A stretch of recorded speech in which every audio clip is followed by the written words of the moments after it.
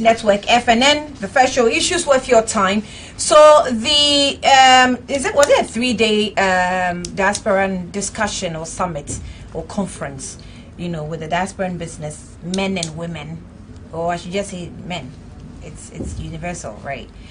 So it has ended, okay, and it was a conference that was surrounded or was characterized with all kinds of controversies just because the word whiners was mentioned by someone, and he says that he apologized actually for having used that word.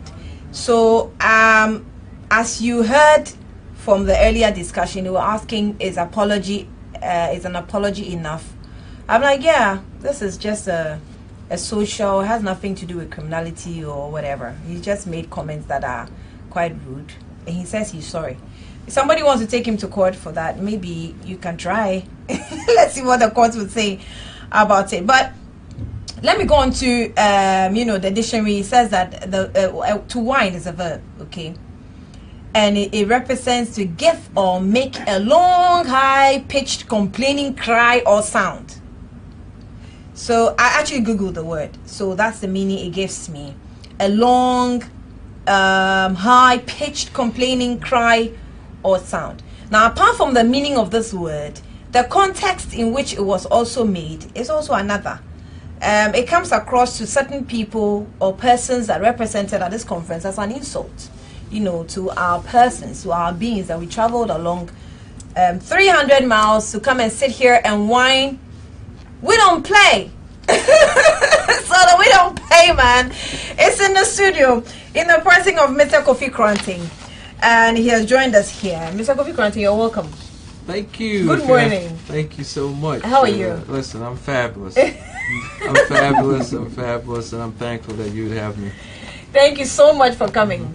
I thought it was going to be a struggle to get him, but, well, it wasn't that much of a struggle. He was really willing to come, and he just gave me the time.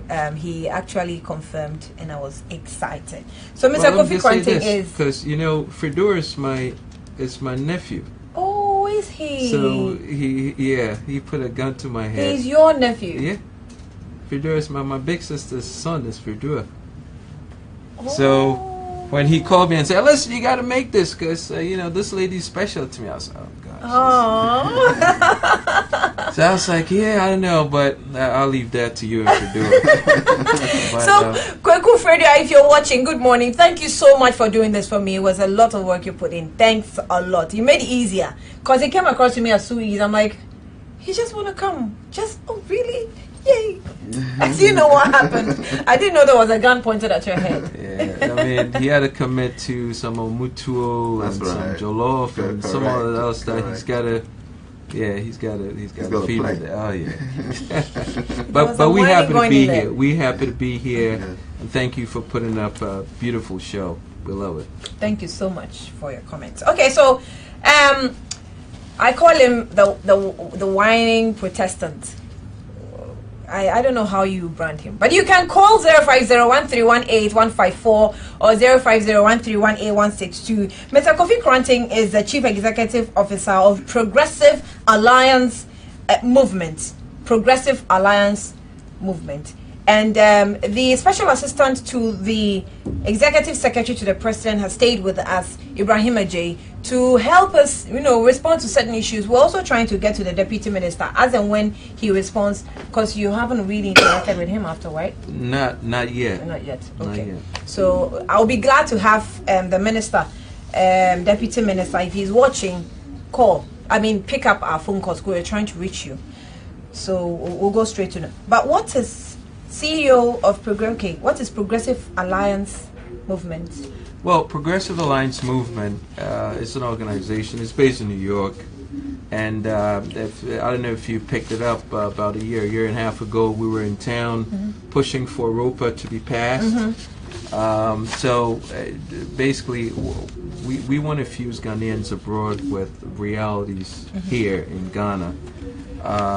Because we realize how critical it is in terms of what we push forth, remittances and everything else that comes with it, in supporting our families and friends here in Ghana. So it's to help, kind of like drive and massage policy exposure to what concerns us. So that's what we advocate for. I see. So let me just read something small for you, just to refresh your mind on what has been done about ROPAA by this organization or movement.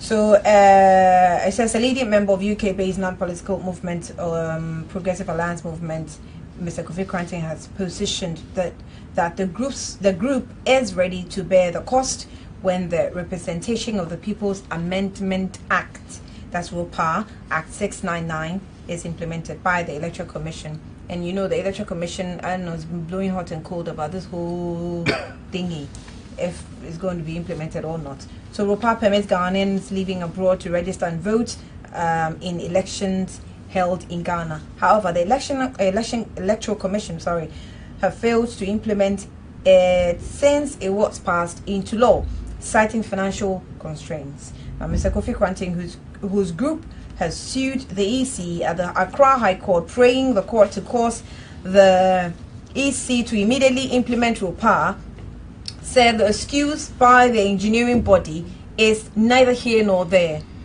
Why do you say there's neither here nor there? I mean, there's obvious challenge with finances in Ghana. No, that's not true. Who said that? The Electoral Commission said that. Okay, they haven't been able to provide a specific budget as to why that could be conclusive. You cannot just come out as an Electoral Commission and make a statement that, oh, we have money problems. Well, show us. They haven't been able to show us. And the correction on there, we never said we were going to pay for the cost involved. That was error in reporting, as I've seen with a lot of the media here in Ghana. My name is flying around as Kofi Amankwa. I don't know who made it. So that's one thing that I have personally noticed with reporting. There are too many errors, inconsistencies. Inconsistencies in the report side. Yeah. So you haven't said you're going to pay for it, though? Never. Never. I don't know how that came to be. We got to understand that this is a mandate. The law was passed over 10 years ago, and if the Electoral Commission has not been able to come up with a fundamental, conclusive pathway to its implementation, there's a problem. You don't need me to tell you that. Why hasn't the Electoral Commission been able to come up? And mind you, Charlotte Desai did not show up. She was supposed to have a slot at the summit.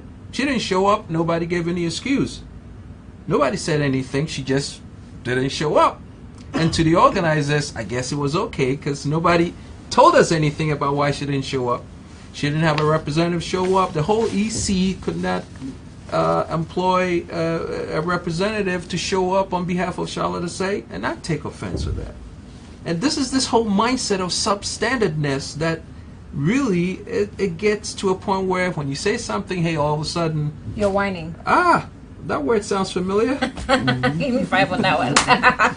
So, Ibrahim J, this conference, I mean, I think this has been worked on for so many years. Yeah. I know ROPAA has been there for so many years. Such a conference, why do you think that the EC didn't show up? Did you extend an invitation to the EC? I'm not Pam. Okay, let's understand.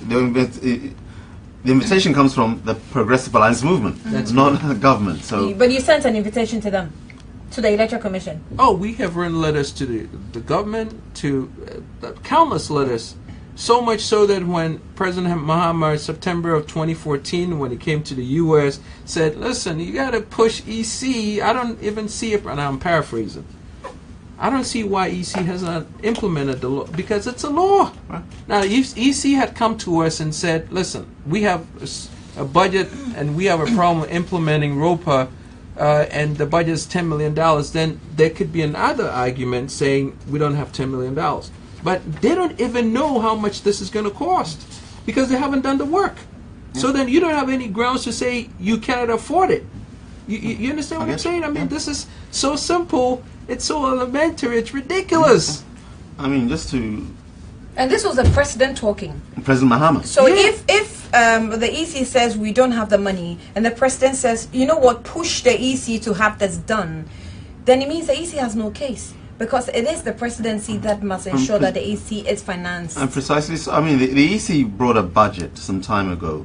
This was in the 2016.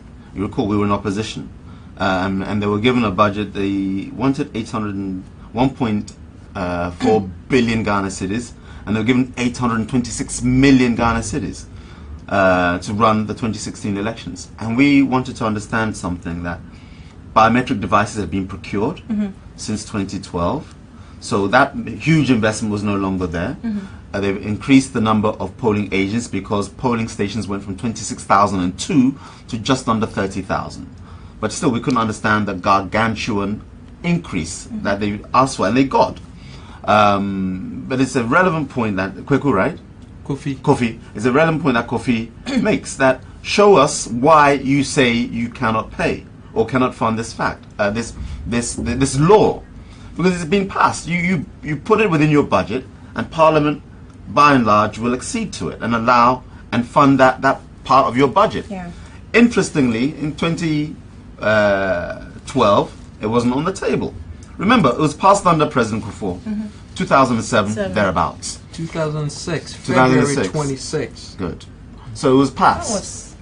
Now, other countries, 2012 came, no show. 2016 came as well, no show. We were asking, when we were in opposition, asking for ROPAA to be passed. But, it's smoke and mirrors. With all due respect, Kofi, what President Mahama may have told you. Yeah, President Mahama told you push the EC. But he is the one who can, yes, the EC are independent, but it's a law. And as the executive, you are the signatory to the law. And you can direct the EC, as much as you are independent with a small I, why, for the last 8-9 years, this has not been done? Now, so, in all fairness to President Mahama, I don't want to play politics with this, but now this is a new government with our president. President Akufo-Addo says he came to the U.S. and said we should step up advocacy, and I'm also paraphrasing here, but these are kind of like the words. I know advocacy was in there, so we should step it up. Yeah. But now, listen. If for over 10 years a law has not been implemented, we're done with advocacy. We don't need advocacy. What amount of advocacy is it going to push? Are you kidding me? Advocacy is prior to massaging and putting together policy. So if there is a law on the books that needs implementation, you implement it. Executive order. I agree with you, Kofi. So we don't have time for it. But it seemed to me like this is a game. Like, for example, this was implemented in 2006. It was passed in 2006. Yeah. We've gone through all the way to 2017, and you still have presidents going into countries and telling the people, push the EC, advocate. Well, but we've been advocating for years. Is it some kind of game by the presidents who keep going there as if they're doing something? Under President Akufo-Addo, it's not a game. I wasn't privy to the conversation you had, but what I've read, President Akufo-Addo is determined that indeed this law will come into being. That's what I've read. No, and you're right. And I really think President Akufo-Addo is genuinely, I really believe he's genuinely concerned and wants to push this. Yeah. But what I'm saying to President Akufo-Addo is, if you're watching, executive order. That's what this is about. We don't have time to be advocating. After 10, 11 years? Come on, this is time for action. Right. I mean, the EC are constitutionally independent, but they work under the Constitution. And when a law is embodied within that Constitution, I'm talking the EC, have no choice but to do what the law says. Absolutely. So we've gone past the independence of the EC. They were part and parcel of it being formulated, promulgated, and then passed, of course, by the legislature, which is Parliament. Once it's being passed, then you, the EC, with all your independence, do what the law says. What I can add is this, for our discussion. The cost is minimal. And let me explain why I say so. It's about the logistics of it. Senegal here. My son was born in Senegal. His mum is from Senegal. And they were able to vote in 2004, 2005, thereabouts, here at the Senegalese embassy. So the logistics of it is that you are living in New York. You go to the American embassy or a designated center. There are missions. Ghanaian missions. Yeah.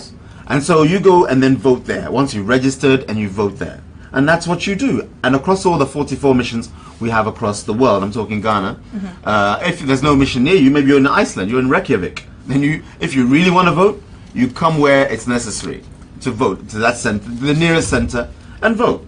Just like as we don't live near some people in certain parts of Ghana, your polling station is a few kilometers away, but it's the nearest one to you.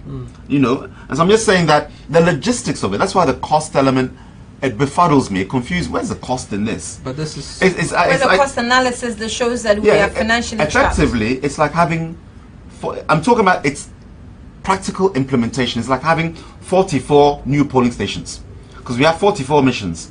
I'm not trying to simplify it. No. But by the fact that we have 44 polling station missions equals 44 polling stations. You go, reps are there from all the parties, and of course you have NDC and MPP chapters in all the countries generally, the major ones anyway. We go, we supervise, the counting is done in front of us, and then the information is then relayed to the EC, and we can cross-check with our people on the ground in Accra.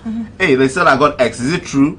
Yes, it's true, or no, and so on and so forth. So the logistics of it is quite simple. So the cost, I can understand it. I'm so glad you say that. If I just to add to this, so you can and viewers can understand, everything we are asking for has been done before by someone, and for that matter, been done very well. So even if the excuse is we don't have a clue how to go about this thing, you could just copy somebody's system and implement it. That's right. How because difficult some is that? other Of countries course. have done it. This complaints we've been getting all the time from some leaders that we have certain things that we want to implement in the country has been done by other countries. So even if there's a difficulty, there's a blueprint already. So what's the difficulty? Is laziness. I think it's inertia. Political will has to be part of it. Political will may be key. Yes, it has to be. 2006, it was passed, as you mentioned. I had mine 2007. Then we had Afua Ampofo saying Ghana will burn from the NDC. If you then they were in opposition. If you implement this thing, Ghana will burn.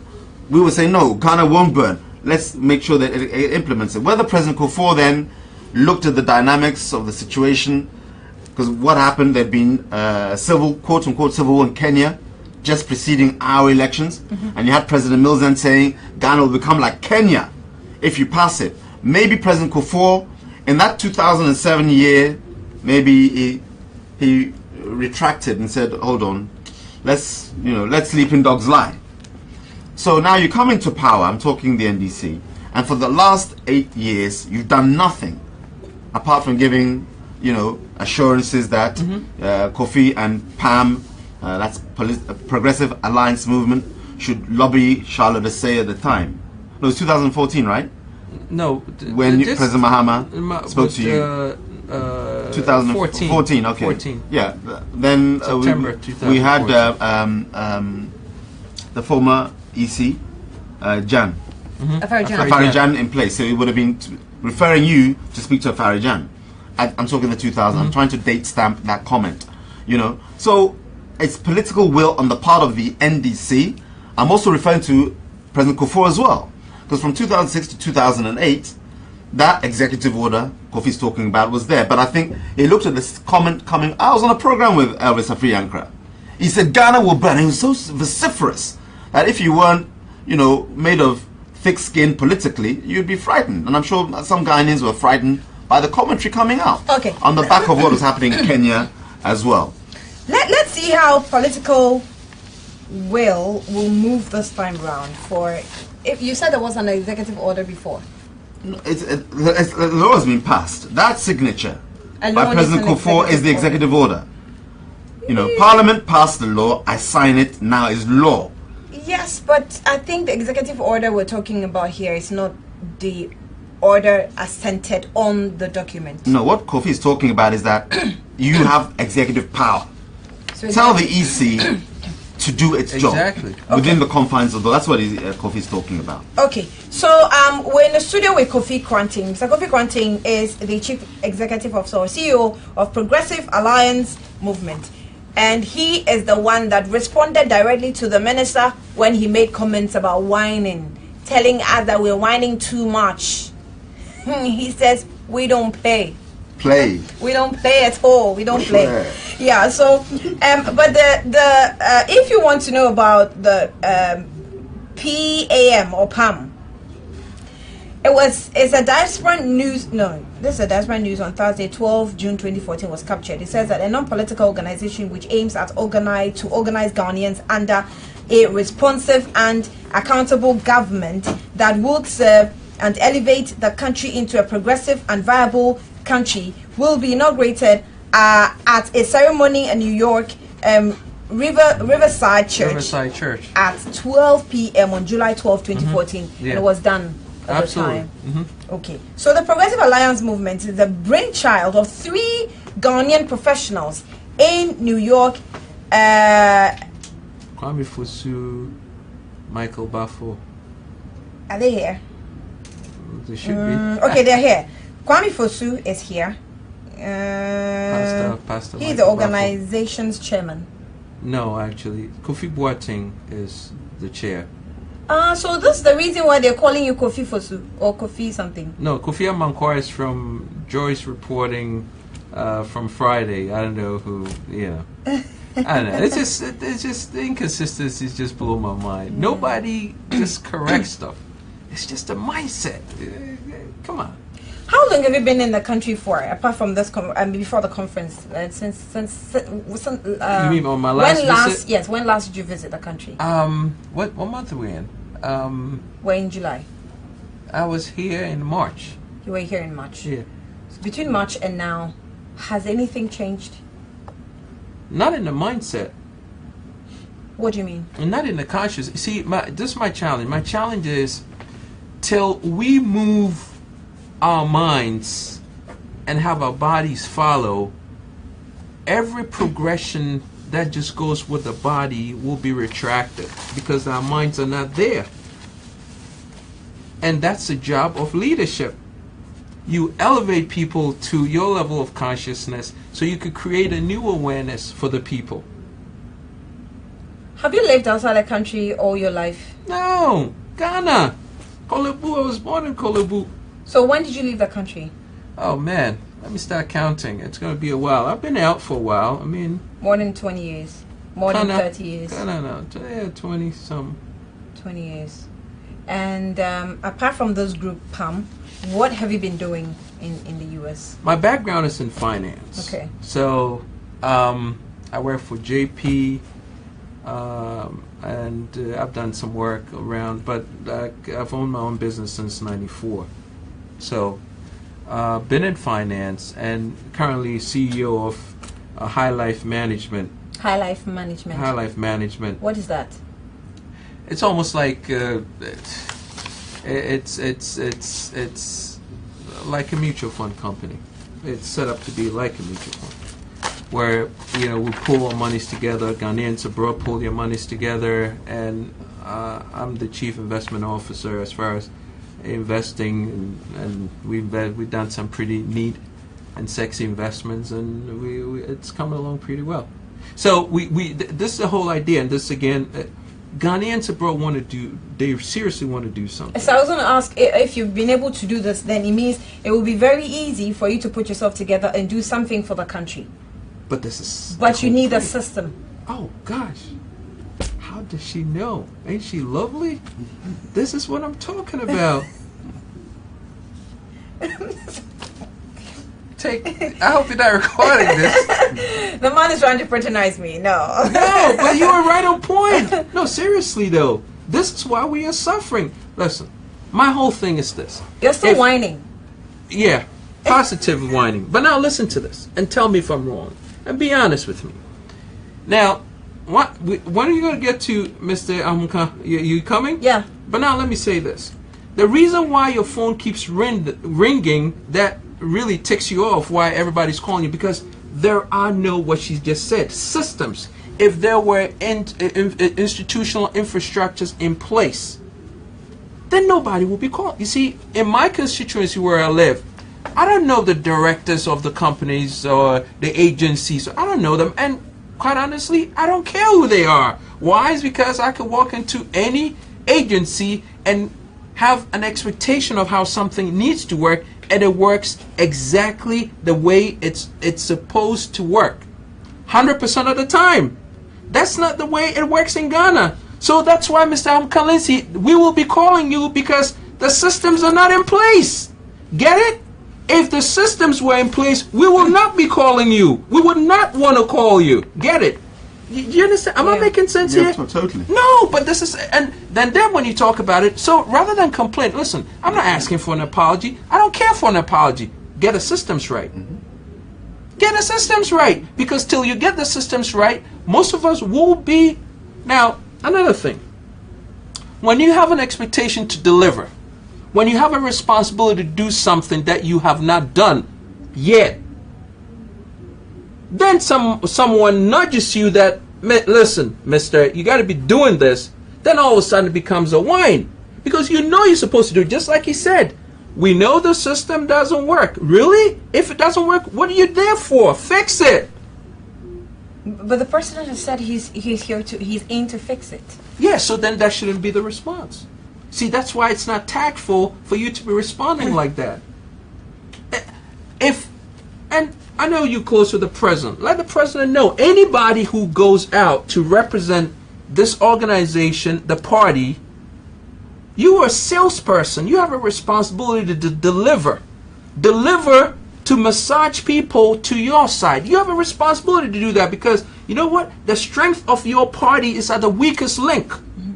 You cannot afford people to be going around and this free launching stuff. Oh, you whiners and that. Come on, that's not tactful. Right or right? Totally right. So totally right. How are you going to represent a president who is busting everything he has to get things right? You go and misrepresent the president. That's a problem for me. If I were President Akufo-Addo, Mr. Lysiam Kumhunkan would not be happy where he would be right now. Because I'll be having a serious word with him. Because he represents the party. He represents the president. Do you understand me? This is how high and it's level. Really not expected that the president will even speak that way. No, he will not. Never. He would never do that. He's too smart. He wouldn't speak like that. He would not. Listen, Mr. Kofi says he's not smart. No, what I'm saying, listen. And this is when you could do stupid things. You're not stupid. You just have moments where you do stupid things. I've done stupid things many times. But I don't think I'm stupid. At least I don't think so. My mother will have a difference of opinion. Okay. But do you understand what I'm saying? So that you cannot listen. This is a zero tolerance environment for the president. Right or right? Correct. You don't have any chance to make mistakes. Not at this level. When you have people fly in to come sit down with decision makers so that you could, people had money. People came with their checkbooks, just waiting to say, listen, this is in a breakout session. I actually got out and I said to the person, Mr. Latte from GIPC, he's one of the directors, I told him, listen, you guys don't seem to understand. We're not here begging, or we don't have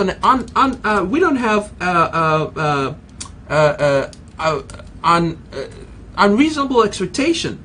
We're not asking for Ghana to be like Washington. No, that's not what we're saying. We just want a genuine attempt of prudence.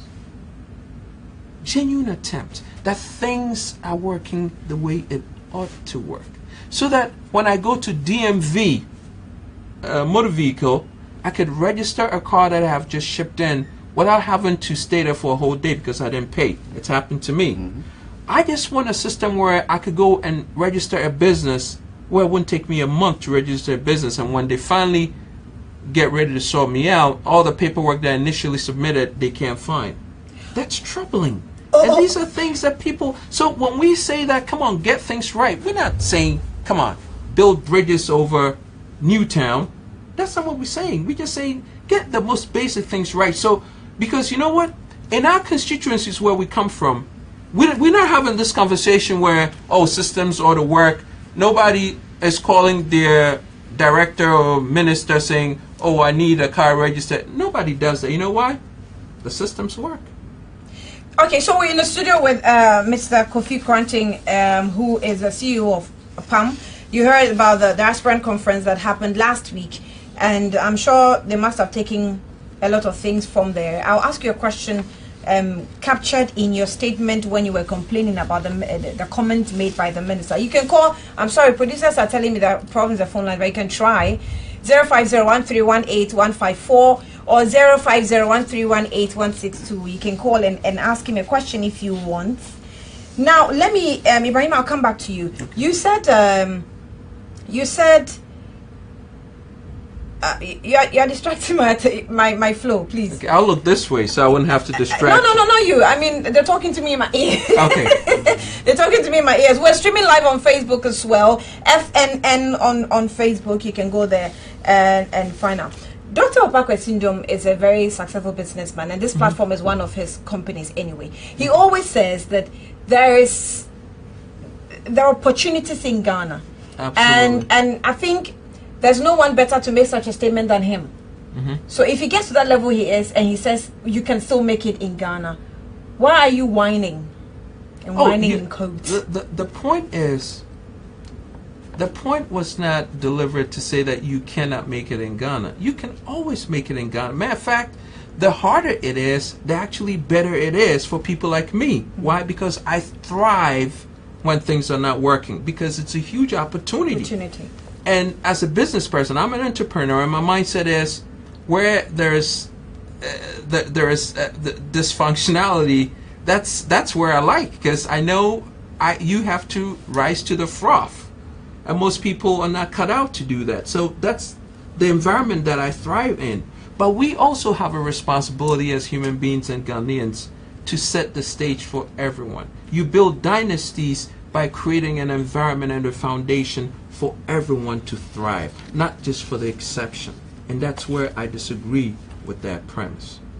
So it means that you're not speaking for yourself. Absolutely. Because if it's just you, you would thrive within the difficulties and challenges. I'm here. I love this. You with me? But listen.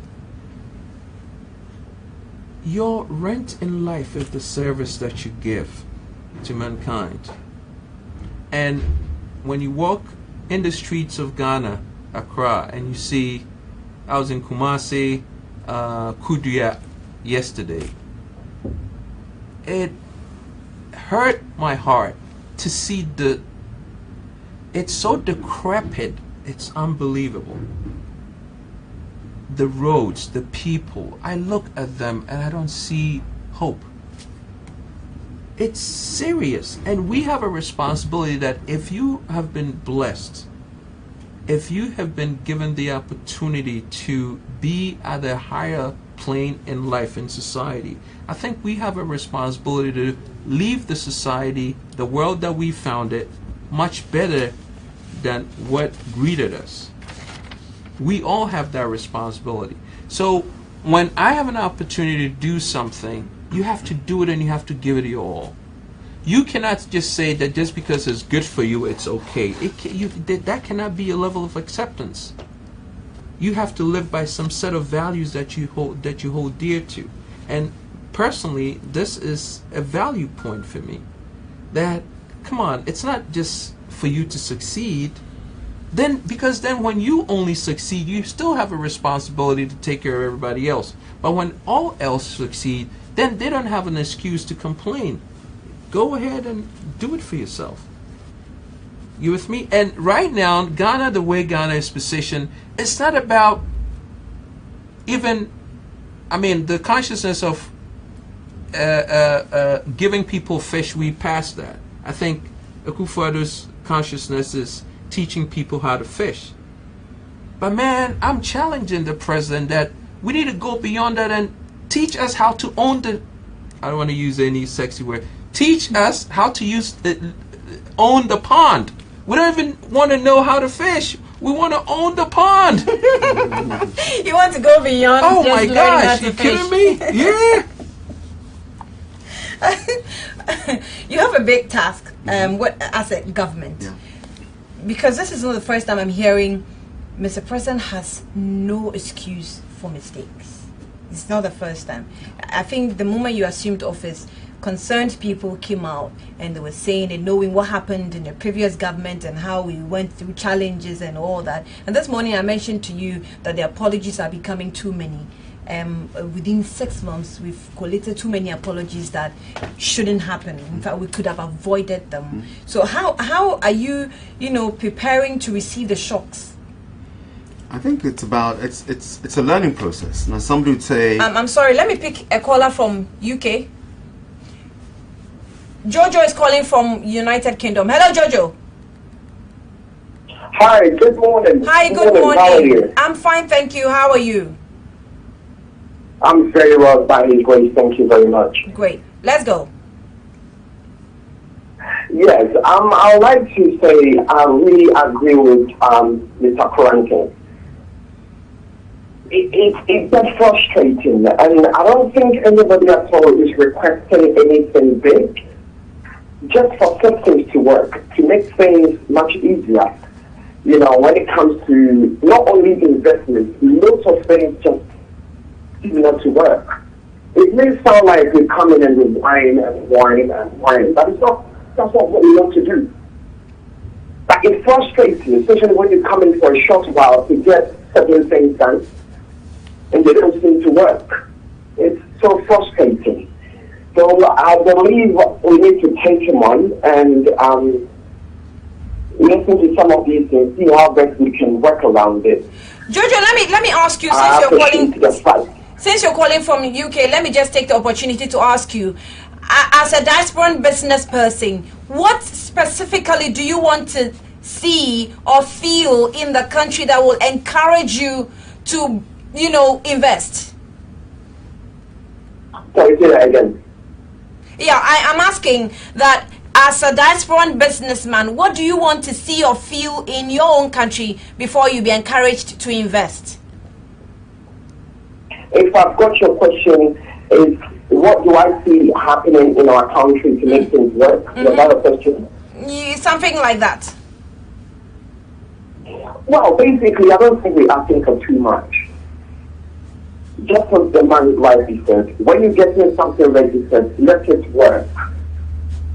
I have had so many experiences, not only on investment side, even on property side, and it's difficult. You come in for a short while, you need to get something done. Something that is meant to take 24 hours ends up taking 24 days.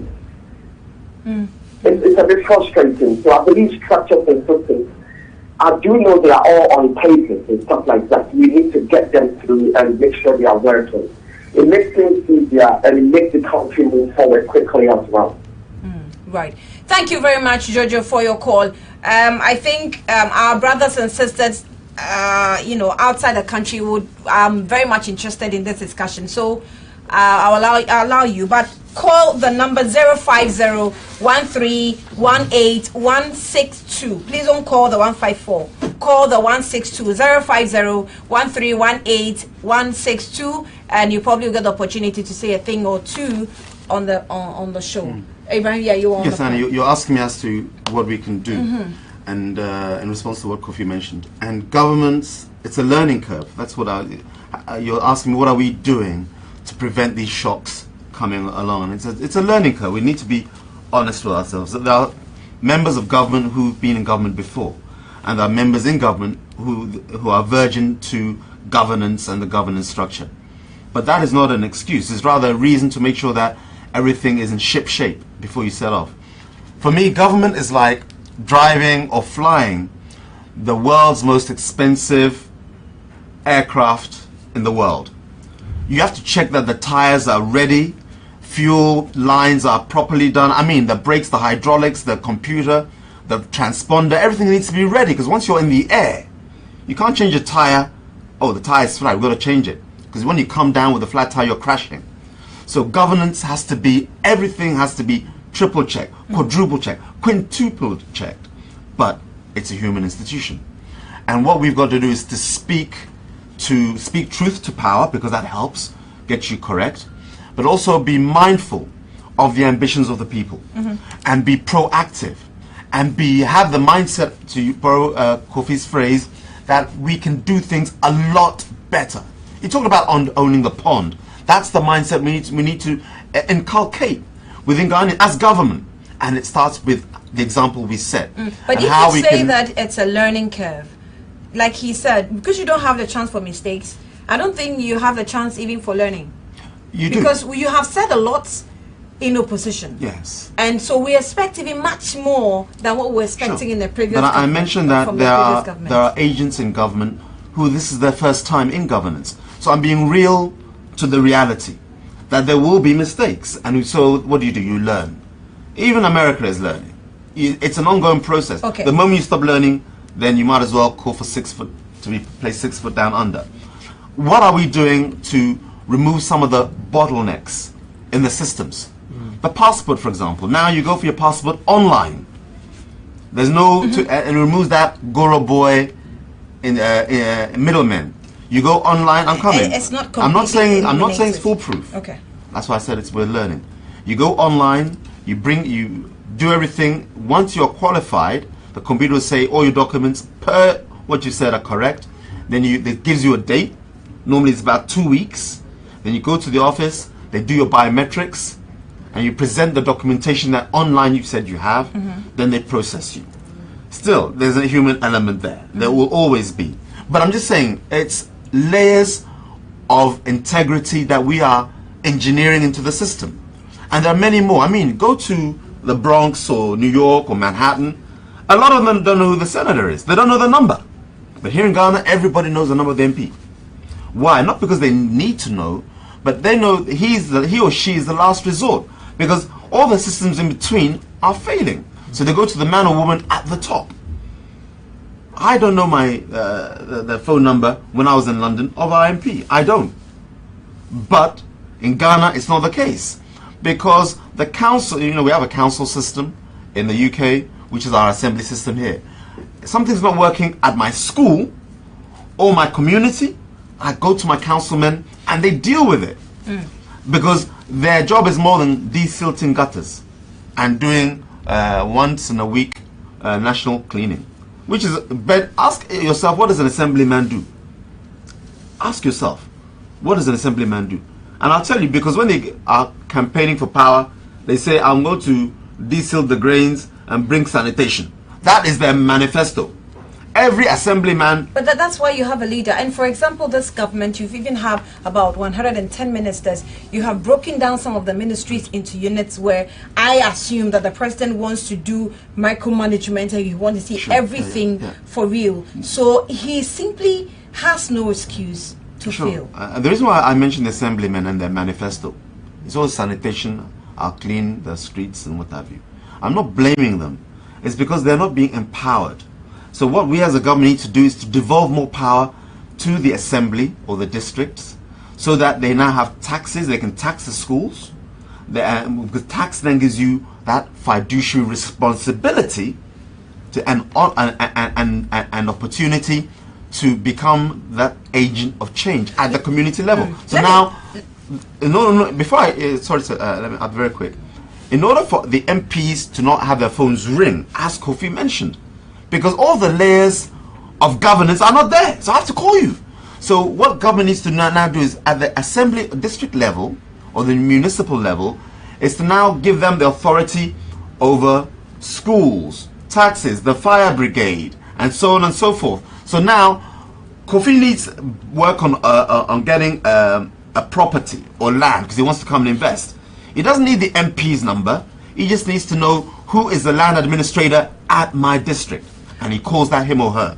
Those are the systems we now have to engineer. Right. Let me go back to Kofi. So, throughout the days of the conference, were you impressed? No. Why? Listen, and hold on before you even answer why. Was it a waste of time?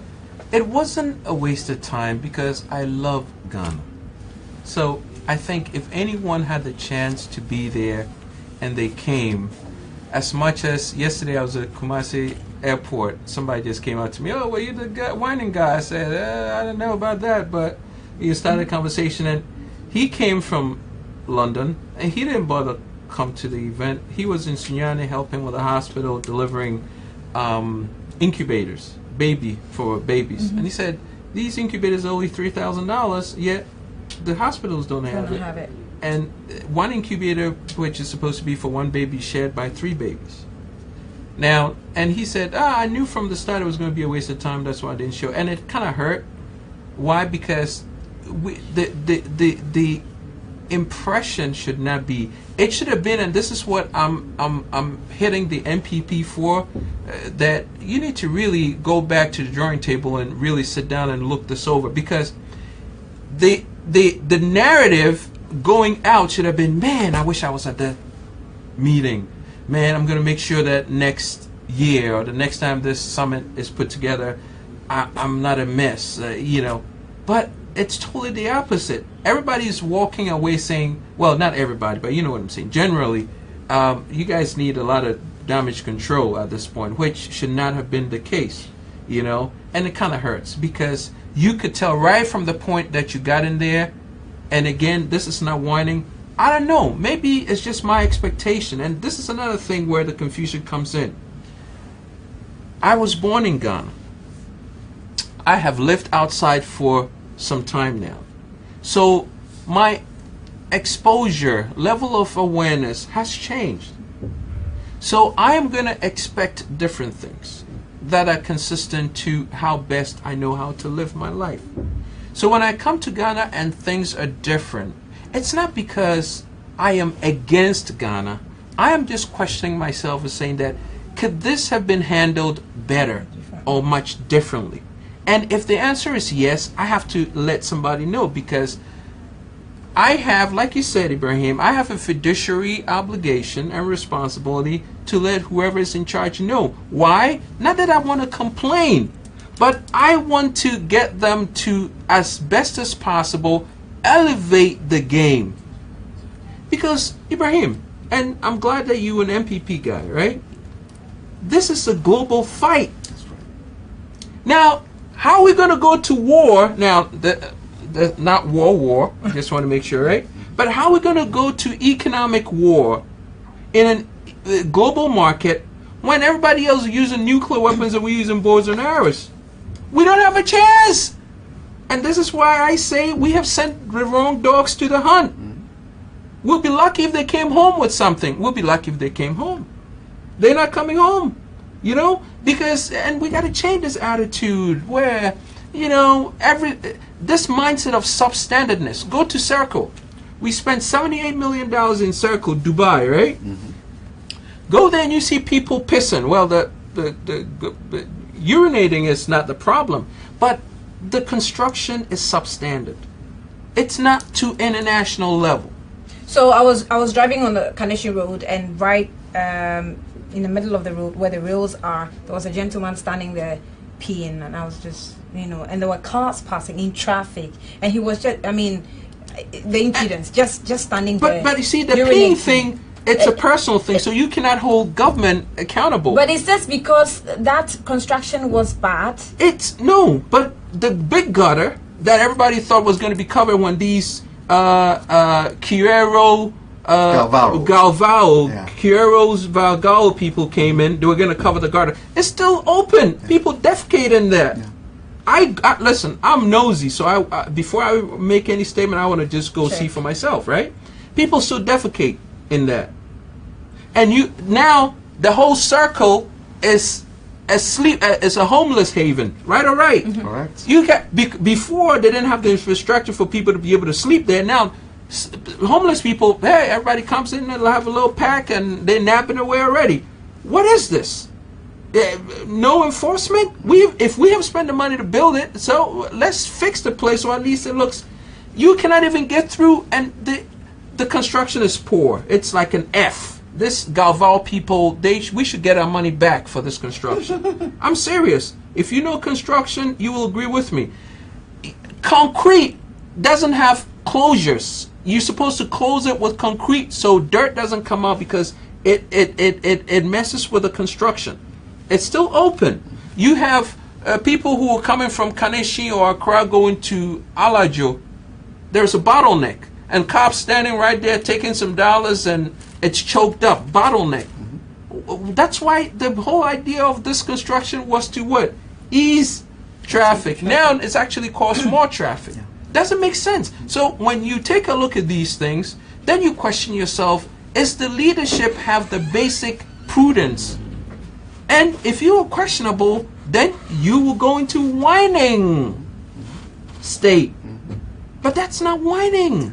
It's constructive, because these things should not be happening. Listen, where we had the event, I was blown away, Ibrahim, that if you're expecting people to come in to an event, you will fix the place and put a parking lot together.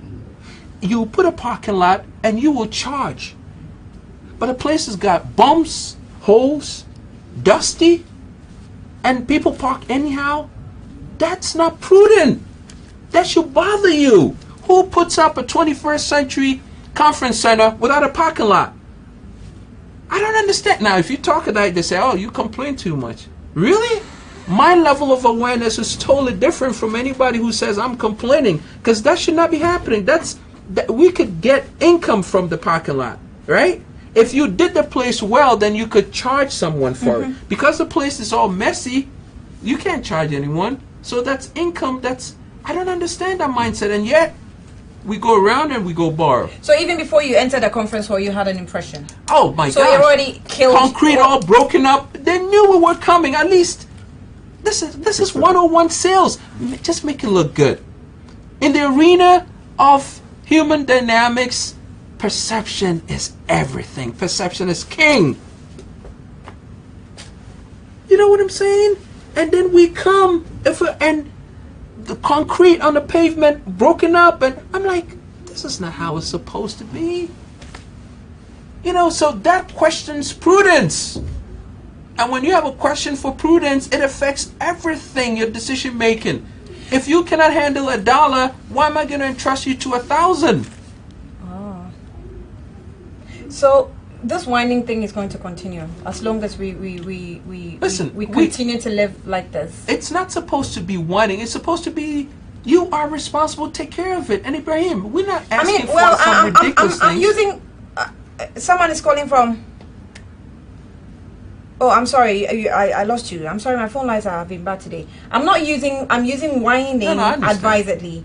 So we're going to have to whine continuously because of what is Absolutely. We have to take it to a whole different pitch. Hopefully we have to. Ministers, if you think we're whining, oh boy, get ready for this, because it's coming. The whining is we're gonna up it. There's a beautiful story about a woman who has twins, and one of the twins, like a shy baby, let's call him the shy baby, didn't cry, didn't whine, and whine comes from the horse. When the horse whinnies, that's where you get it from. It's from whinny. Anyway. So this baby, the shy baby... That's where the word comes from. Yeah, the etymology. Now, the shy baby doesn't cry, doesn't whine. And oh, what a beautiful baby. It's like if we are right. Yeah. Cool. Then you have the other twin. That's a whining one. A cry baby. That's me, right? Wah, crying. But you know what? The shy baby doesn't get the milk. The cry baby got the milk. Yeah. Because the mother saw it. Mbelemfo is crying. And so gives him the milk. Meanwhile, the shy baby, comfortable in his shyness, doesn't get a drop of milk. Yeah. So the life story is this. The parable I'm giving is that the crybaby gets the milk. So we need to whine, moan, and actually complain, because that's what's going to agitate and get something. How do we get pearls? It's a bit of grit. It's uncomfortable for the oyster, but that grit, it's working. Little dust. It keeps working, agitating. And then it becomes what? A pearl. So, it's important that we do this. I didn't want to comment on the Dubai circle because they're very political. And I've mentioned it before. Kofi, before you came here, we in opposition then said that this is money wasted because we couldn't see the value, as you rightly said. $78 million.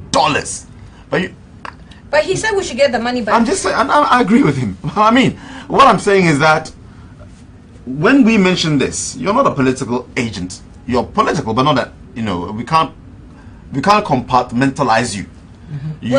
Politics is not partisan. But I'm just saying that when we mentioned it in opposition, all hell broke loose. Now, a third party persons are coming and seeing what we said. Well, since But you're not going to go into, I'm not I'll going let there, you- but the last time I posted some potholes of that, I picked a picture from Wilson, Wilson, I forgot your surname, from Facebook, and put it on my page, and the number of attacks I got in my inbox on that same circle interchange. Annie, I wanted to dovetail my last statement with something Kofi mentioned. I want to, It'll be 5 seconds. quickly. The gutter needs to be covered. I've mentioned it time and again. Look, we have something called RSJs. It's our reinforced steel joints. You just drill them into the hole, into the gutter, and it's a storm drain. You drill them into the hole, several of them, in series, and then that's your reinforced steel joint. Then they become concrete pillars. Then you cover the gutter, and that can become a parking lot that you're talking about, and you charge people. But meanwhile, the sewer water is still flowing underneath. What's with contractors and drainage coverage? I don't know. Why? What? It's not the contractors. You see, this is another It's thing. the will. It's a leadership monitoring First of weakness. all, there's the will. nothing wrong with Ghanaians. Ghanaians are the most perfect people on earth.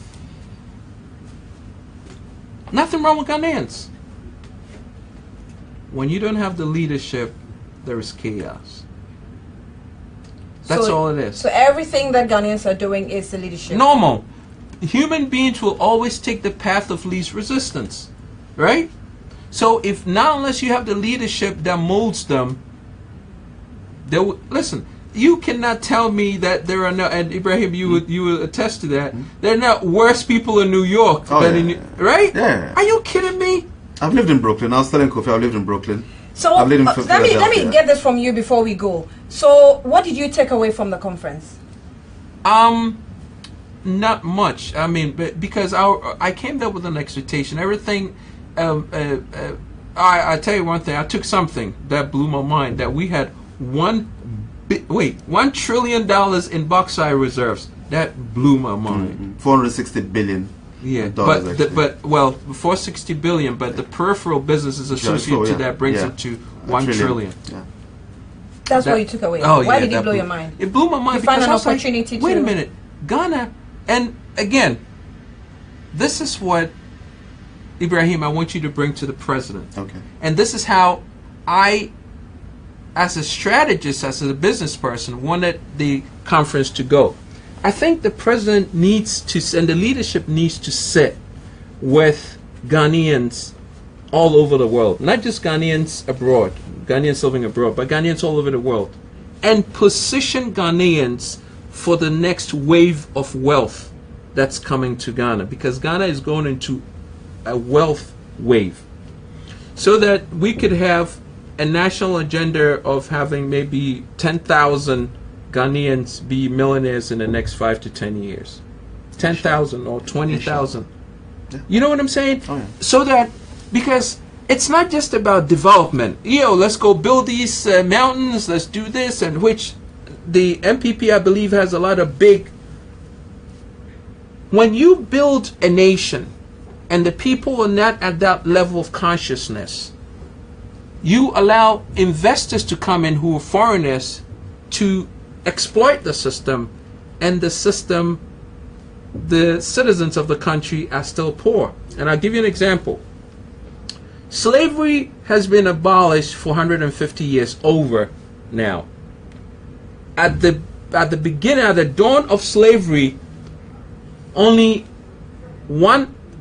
America only owned 0.5% of the wealth of America. 150 years over, Black America still owns 0.5%. So just to finish the point, so what I'm saying is that dynamic has not changed, because you see, the consciousness should be to own and control strategy. If Ghanaians are not positioned, the diasporans are not positioned to own and control in Ghana, foreigners will take this thing over, and it will be another South Africa. and the fear is that they're already taking over. We hope that it will be changed. Eric Bruce on Facebook says that Talkers is not surprising. They were described as whiners. Nothing give them. Kofi Manti said, hey, he is a true whiner. Kofi Cruz says, now you people are abusing the word whiner. We're not abusing it. We're just telling you what it is. So if you are a government able to replace with if your government is able to replace it with E, grade 1 of for your own money, is it? You're talking about the grade of the circle. The circle. He gave it an F. Yeah, he gave it an F. Let me pick this one. Wilson said, has he committed a mistake? He's asking. Well, I don't know. Farhana says, now he has become a genuine whiner. It's enough. He should let it go. Well, like he already said, he is not just whining. It's because his expectations or whatever we're doing is not meeting his expectations. So of course, expect it. And he's the only one that is probably protecting for 100 voices. So you can't blame him for it. All right. So my time is up. I wish I could get more information. Are you leaving us soon? Well, that's subjective. Well, I'll be here for a couple of weeks. And Okay. then I'm heading out.